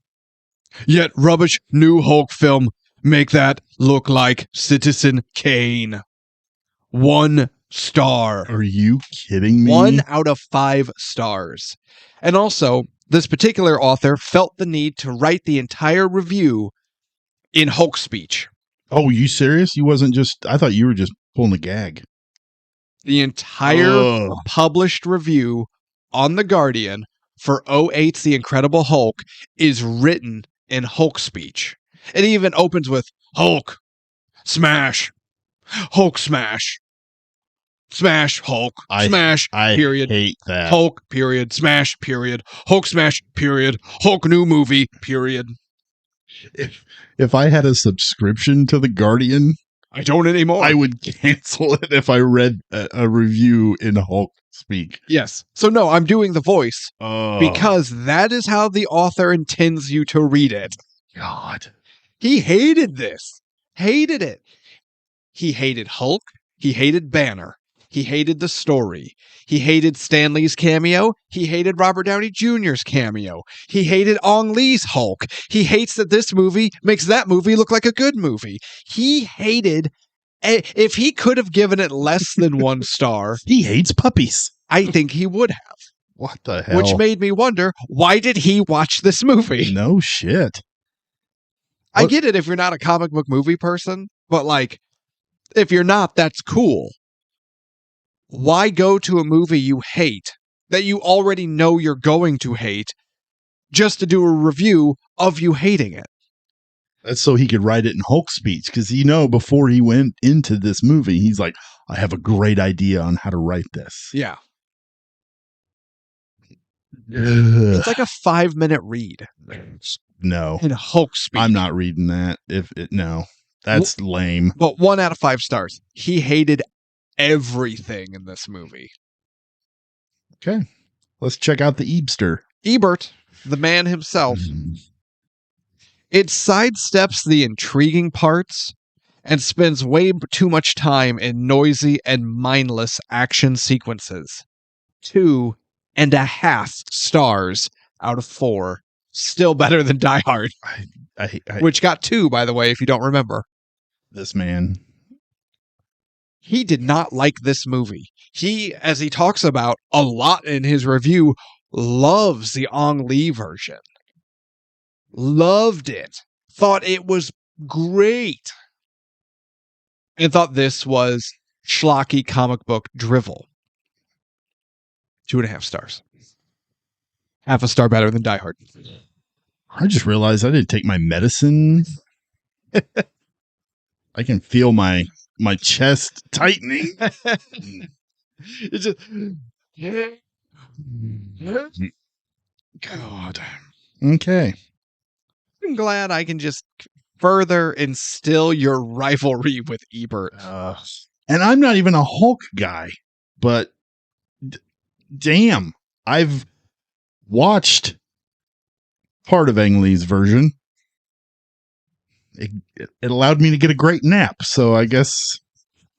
This has nothing to do with anything, but I always think about it when people talk about falling asleep in a theater. My parents took me to go see Phantom Menace in theater. Yeah. And it was just me, mom, and dad. You fell asleep? No. It was about the time... You wanted to? It was about the time... No, I was like 10 years old. Oh, so you were super pumped. I was like, yeah. Okay. Mom and dad were in the middle of their tough time, but so I got to spend time with both of them, and they were trying to, curb the everlasting mental damage they were causing. Yeah. It didn't work, but, we went and saw a movie. And it was about the time Qui-Gon utters the line, "There's always a bigger fish." I distinctly remember looking to my left, and there's mom next to me, and dad next to her. Both of them. You mean the trade negotiations didn't It rivet was them? a Star Wars movie about intergalactic trade regulations. What's not to love? And the fact that there are people who ardently defend the prequels, and that is a straight criminal offense. Those movies are terrible. I'll watch Phantom Menace, but I will fast forward it to the pod racing scene and watch it from there. Now this is pod Yeah. racing. Anywho, so, Tevis, I think we're there.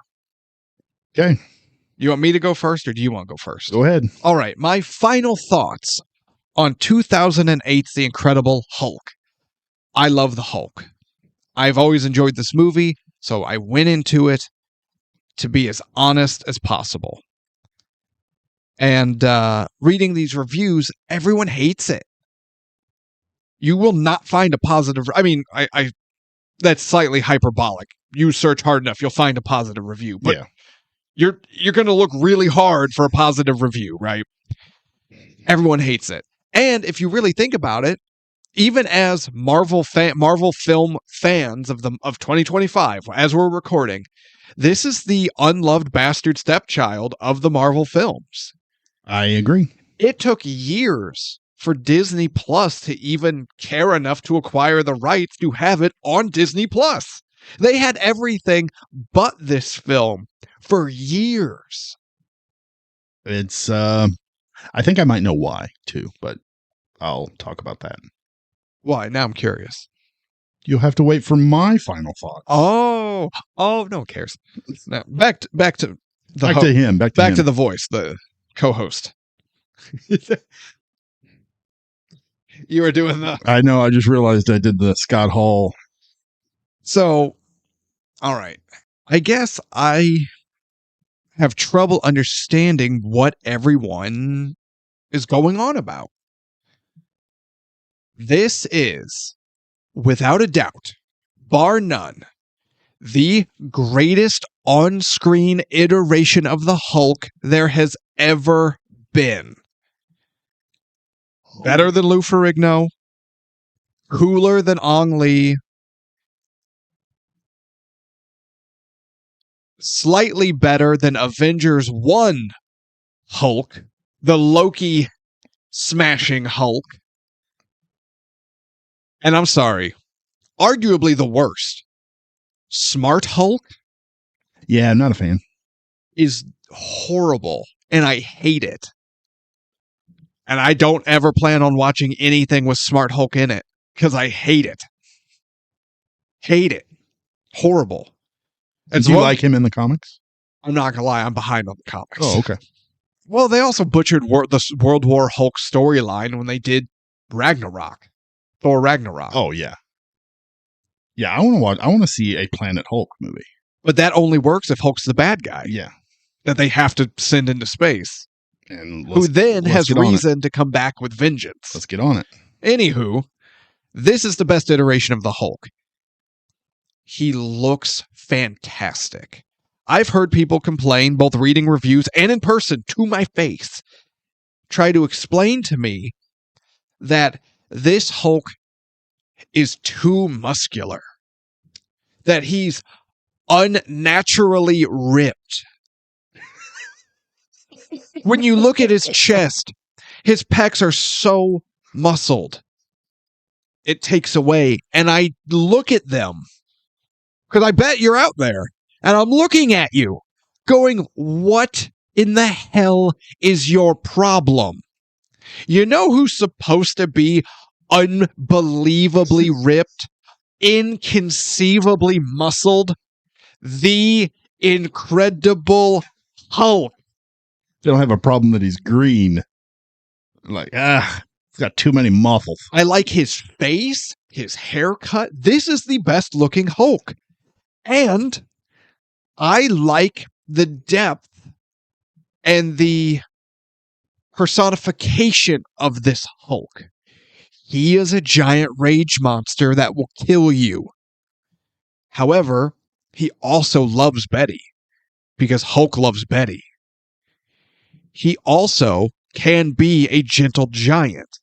He doesn't want to be the monster, but if you push him in a corner, he will be. He doesn't want to be the glory-seeking hero, and he's never the glory seeker, but if he needs to be, he'll do what he has to do. He wants to be left alone, and we get that. This is the perfect Hulk. We get Banner desperate for a cure. He doesn't want to control it. He doesn't want to live with it. He doesn't want to try to understand it.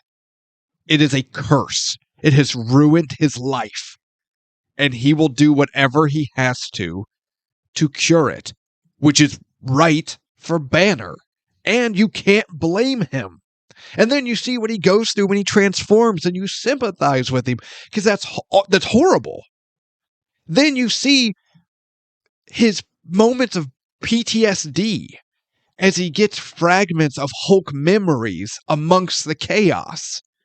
And he doesn't know what it is. He doesn't understand it. He just lives with the PTSD of it. Like when he's in the shower and all of a sudden he gets a flash of the helicopter gunship's 50 cal machine gun shooting at him. This was cool. I like that. He lives in perpetual torment. You understand why he wants to be done with the Hulk. This is the best iteration of Banner and Hulk. We get Abomination. He's the best villain. That's what we want. Is the Incredible Hulk worth the ticket price? Yes. Is this a great movie? No. I'm being fair. This is not Jurassic Park. This is not Avengers Endgame. This damn sure isn't Captain America Winter Soldier. But damn it, this is a fun movie. And everyone's like, well, it's too comic booky. You hate fun. Stop watching these movies. They're not for you, and that's okay. There's nothing wrong with that. But is this movie worth the ticket price? Yes. This is the best version of the Hulk. Edward Norton is the best Bruce Banner we have ever. There I'm at. That's the hill I'm dying on. Okay.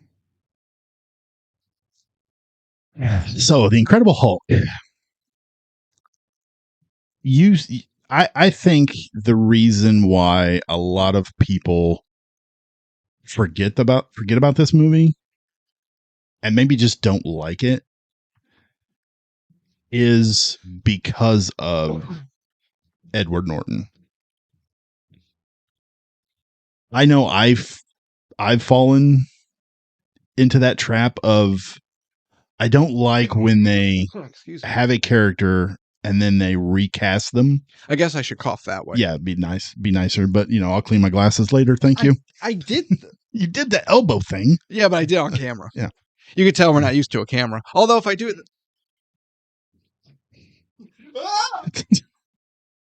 Are you okay? It's fine. My fat's hanging out. You good? You got this? Okay. Go ahead. People hate Edward Norton. I just don't like when they have a character portrayed by a certain actor and then they have to recast it. Mm-hmm. And I think that might have turned a lot of people off. I know I felt the same way when they recast Rhodey and when they recast Ross, but there's times when you have to do that. Well, to be fair, William Hurt had passed away. Yeah. I mean, there's just times where you have to do that.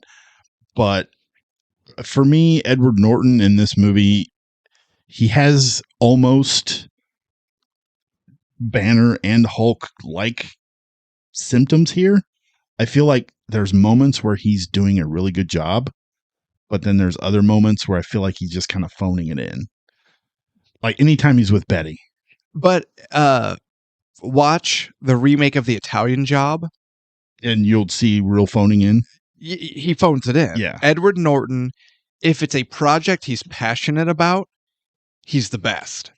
But if it's something he's doing because he's probably contractually obligated or he just said yes because they threw an inconceivable amount of money at him, he phones it in. Yeah. And I feel like anytime him and Liv Tyler are on screen together, I don't buy. There's no chemistry there. There's no. Just it feels very phoned in from both of them. But this movie is underrated. Oh yeah, This Unloved Bastard Child. And I'm not a fan of the Hulk, but you are not wrong. This Hulk looks way better than the Ruffalo Hulk. I don't know how I feel about Ruffalo Banner versus Norton Banner. I don't mind Ruffalo Banner. I think Mark Ruffalo does a good job as Banner. I like Mark Ruffalo a lot. I think he's a good actor. He's fine. But there's totally fine. Watch it. But this movie it gets way too much hate, I think. It has awesome, every action scene in this movie is awesome. From the bottle factory to the campus to the infight with the Abomination. The CGI effects hold up really, really well, considering even the Blonsky abs. But I mean, you get Tim Roth does a fantastic job as Blonsky. Man, he is so cool. And honestly, I think we can stomach Liv Tyler and Edward Norton phoning it in because William Hurt and Tim Roth go so hard. Oh, absolutely. Absolutely. So when we pulled this from the hat, I was not real enthusiastic about watching it again. And I think I just forgot about how good this movie was. Because when I was done with this, it's like, man, this is good. Hulk is badass. This is good. So yeah, this movie's worth the ticket price. Oh, I didn't know. I really didn't know if you were which way you were gonna go. Yeah, hell yeah, this is definitely worth it. Did you have any awards? I have a couple. So, I only have a couple. Okay, nothing crazy. I have the Halle Berry. Does it go to anything Liv Tyler says? No, it goes to what Banner says. You won't like me when I'm hungry. I hate that shit where they mess up the language, and I just hate it. It drives me insane. Fine. It was fun, you grump. You old fart. Hate it. Okay, well, the Shelley Duvall Award to Liv Tyler. I don't know if I would even give her that. Oh, come on. No, she's not that bad. I give her the Brie Larson Award for bad acting. mean. It's terrible. Oh. Bruce. I'm like, have you been jogging? Like, why is it every time you talk, it comes... No. Take the antidote. Get me a pizza. Okay, the Morpheus Award. William Hurt. I have the Morpheus Award, but I kind of cheated a little bit. Okay. We see it, but we don't see it. It's for the purple pants. No. Yes. That's the golden missed opportunity. We need the purple pants, and he would have looked awesome. Hulk would have won this. Oh, yeah. The scene where he goes to square up with Abomination and he rips the shredding of shirt, which looks great. But if he had the dark, dirty purple short, yeah, they should have put him in somehow, I believe. Yeah. That's favorite part. I have one more award. Oh! Mr. Joshua Award for secondary villain being better than the main villain. The main villain is Ross. Abomination is Ross.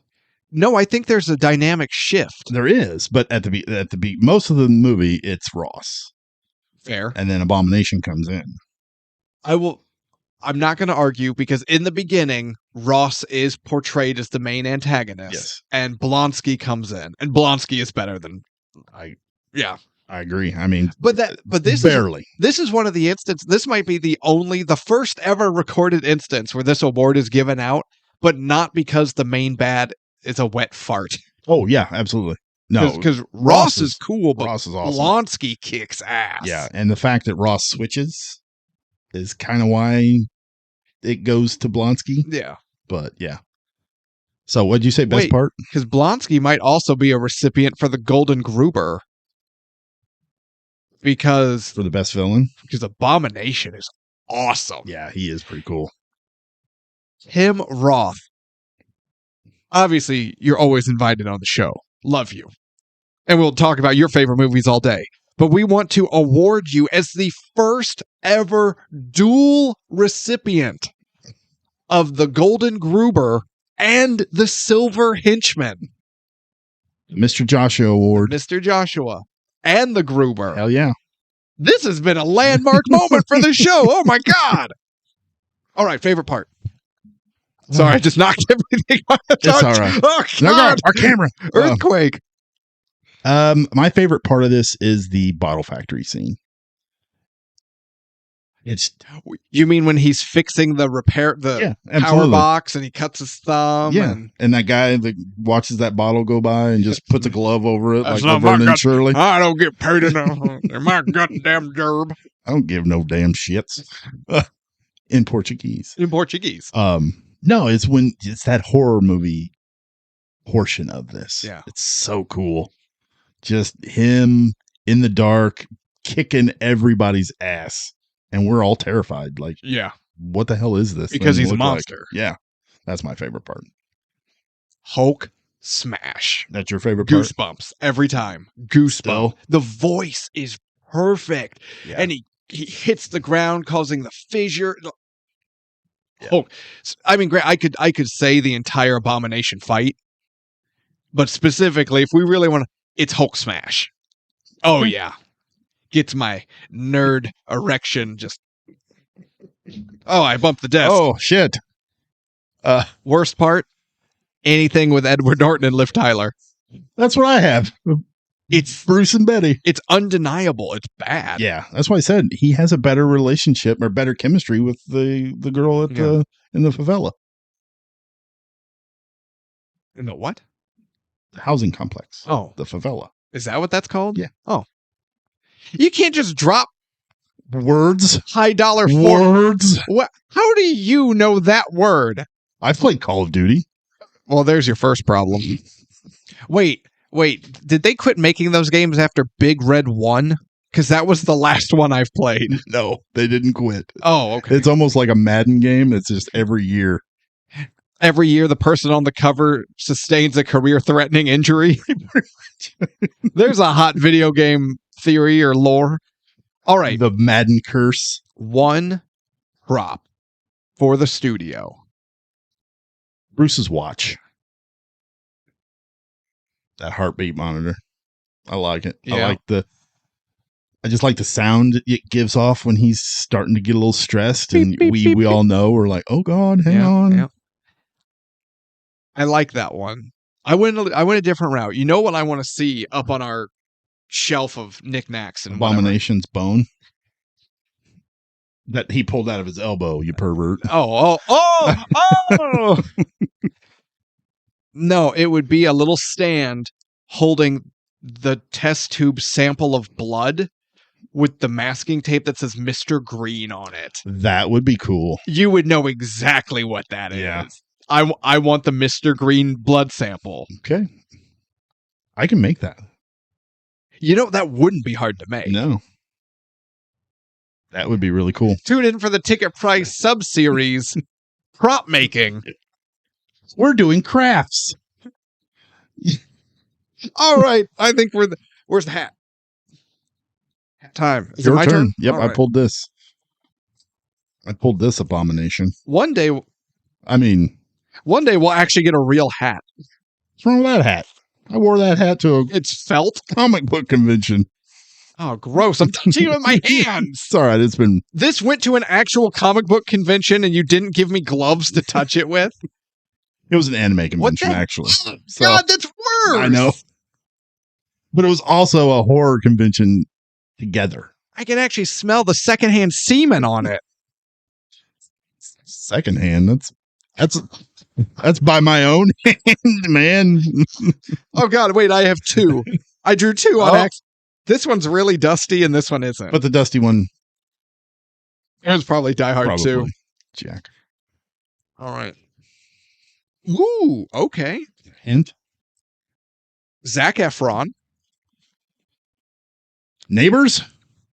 Close. High School Musical. There it is. Gah! No. No? Okay. A troubled family. Texas Chainsaw Massacre? Zac Efron wasn't in a Texas Chainsaw Massacre movie. I don't know. Professional wrestling. What's that? The Eric family. You're so close. The Von Erichs. Von Erichs. What? I can't think of the name of it. The Iron Claw. We're doing the Iron Claw. We're doing the Iron Claw. Okay. Got it right here. Iron Claw. The Von Erich family story. Have you watched this at all? I've seen it once. Me too. I remember enjoying it, but I remember absolutely hating the guy they get to play Ric Flair because he couldn't be any less Ric Flair. Yeah. It's egregiously bad. I remember thinking the same thing. It's like if you take Ric Flair and got rid of all the charisma. Exactly. I was getting ready to say, and then drain all of the charisma into a test tube. Labeled Mr. Grave. That's who you got. Yeah. You know what I will say? Have you ever given someone the claw? No. The iron claw? The Has anyone mandible ever claw. given it to you? No. If it's done right, it hurts like a mother. Oh, I can imagine. Pressing on your temple. Yeah. Yeah. Both of them. Yeah. It's a very... Although, as long as you don't piss off an NBA player, you'll be fine with that giant coconut you got up there. Thank you. Is it a less cool looking move? What, the iron claw? Yeah. Compared to what? To any other finisher. With the exception of the mandible claw. Like, that's kind of a lame finisher, too. Okay, the worst finisher is the unprettier. It looks stupid, it's convoluted to get into, and it has a bad name. The iron claw. That's the Christian. Yes. Yes. Okay, yeah, that one's... The wrestler, his name is Christian Cage, not like a religious connotation he's pointing out to our non-wrestling audience. Nothing like going those damn Christians using the unprettier. like going to mass. Have to get up in line to get the bread. It's Catholic. Oh, whatever. It's a religion. I have no idea. Goddamn heathen. So, okay. So when does the monk give the unfinisher or the unprettier? Probably about the time he finished nailing his 99 complaints to the chapel door. Okay. So, Can I continue? Unprettier To is... answer your question, though. Yeah. Done right, the claw, it looks fantastic. But here's the thing. You have to be a big enough guy Oh, yeah. I to can see that. sell to believably perform the claw. So like a Gunther right Like now. Kali. Oh, yeah, exactly. Great. If they had given Kali the claw because his hand would envelop your face. Yeah. But let's say you're not someone quite that, so you could still like see the agony on the recipient's face. So like a Gunther, someone just a big hand, boom. If the wrestlers in the ring do it right, the recipient can blade right before it's applied, so you won't see blood until after the hand comes down, and then it's squeezing, and he starts squeezing the blood. So now you see the guy, fighting with the hand, he's screaming in pain, and you see the blood start to trickle out from in between and under the claw giver's fingers. Like when Fritz used to do it for real in the territory days. The claw looks awesome. Yeah, but... Yeah. It's not the stunner or the tombstone. What do you want me to say? Yeah, that's what I meant. Like, it's just kind of there's only so many things you can do with it. Let me put it this way. The claw looks better than 99% of the top rope finishers I see. Yeah, some of them get overly complicated for reasons. If you don't like wrestling, you're in for a bad time next episode. Oh, yeah. Yeah. This is our first wrestling movie, isn't it? Yes. Next is Nanny with Muscles. What? Hulk Hogan. Nanny with Muscles. I thought we were going to do Ready to Rumble. Gross. With David Arquette. WCW World Heavyweight Champion David Arquette. Hell yes. Oh, God, never mind. I'm about to go into a tangent. I'm not. Tune in next week, Iron Claw. Okay. I'm not talking about it anymore. We're moving on. If it takes you 45 plus seconds to get your balance on the top rope to do your shitty moonsault or what, corkscrew or whatever it is you're doing, don't get up on the top rope. You look like an idiot and you make your partner look like a schmuck. Quit doing it. You uncoordinated dipshits. Do us a favor when next time you land on your neck, just finish it. So I don't have to watch any more of your shit. Anywho, thank you all for watching. And I do mean watching.